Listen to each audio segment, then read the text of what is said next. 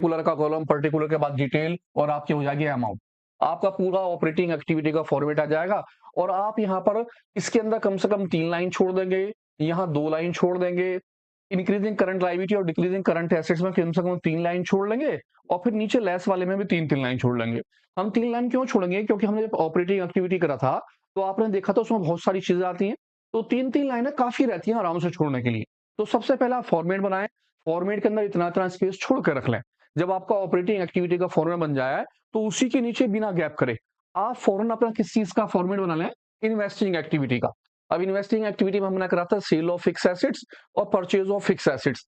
आप इसके अंदर कम से कम 2 लाइन छोड़ें और यहाँ पर भी कम से कम 2 लाइन छोड़ें और बिना गैप के आप फ़ौरन ही बना दें फाइनेंसिंग एक्टिविटी का फॉर्मेट। बीच में कोई लाइन का गैप ना करें। इन तीनों लाइनों में कोई गैप नहीं करना है। आपका जाएगा इश्यू ऑफ शेयर्स और रिडेम्पशन ऑफ शेयर। इनके अंदर भी आप कम से कम 2-2 लाइनों को छोड़ के चलें। हमने 3 एक्टिविटी करी थी, तीनों एक्टिविटी के फॉर्मेट आ गए। ऑपरेटिंग का फॉर्मेट आ गया, इन्वेस्टिंग का आ गया, फाइनेंसिंग का। अब तीनों क्योंकि हम जोड़ रहे हैं, इसी मारे अब यहाँ पर एक नया नाम आ जाएगा डी पॉइंट।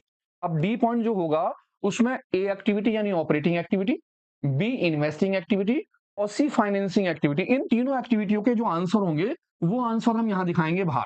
क्योंकि जब मैं ऑपरेटिंग एक्टिविटी बना लूंगा, तो उसका आंसर पीछे आ जाएगा। यहाँ मेरा इन्वेस्टिंग एक्टिविटी का आंसर आ जाएगा और यहाँ पर मेरा जो आ जाएगा वो फाइनेंसिंग एक्टिविटी का। इसका मतलब हुआ कि पीछे जो था वो मेरा ए एक्टिविटी यानी ऑपरेटिंग का आंसर यहाँ पर आ गया।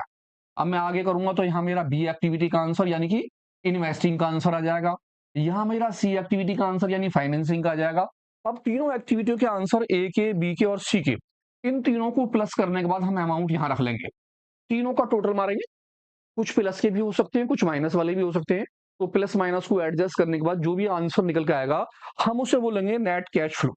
इसके अंदर आप क्या करेंगे? ऐड कर देंगे प्रीवियस का कैश और कैश इक्विवेलेंट। आप यहाँ पर इसे क्या कर देंगे? इस जगह पर ऐड। और आपका जो आंसर निकल के आएगा, वो नीचे जो निकल के आएगा उसमें से आप करंट ईयर का कैश और कैश इक्विवेलेंट लेस कर लेंगे। इस तरह से आपका ये टोटल और करंट ईयर का अमाउंट इक्वल आना चाहिए। अगर आप माइनस करेंगे टोटल में से, तो नीचे का आंसर आपका 0 हो जाएगा। कहने का मतलब ये हुआ कि अब हम तीनों एक्टिविटी करेंगे। अब तीनों एक्टिविटी का क्वेश्चन कैसे हुआ? जब आपने ऑपरेटिंग का क्वेश्चन करा, तो आपने देखा वहाँ ऑपरेटिंग की चीजें थी। इन्वेस्टिंग में आपने केवल इन्वेस्टिंग की चीजें लेंगे और फाइनेंसिंग में फाइनेंसिंग की। अब हम जो क्वेश्चन करेंगे, उसमें वो आपको पूरी बैलेंस शीट देगा, कंप्लीट कंपनी की बैलेंस शीट। अब वो बैलेंस शीट होगी कैसे? ध्यान है, पहले जो है मैं आपको ये बता दूं कि ऑपरेटिंग में कौन कौन सी बातें आई थी, आप ताकि ध्यान से उस चीज को देख लें, ताकि आपको पता रहे भी मुझे ऑपरेटिंग में क्या क्या लिखना है।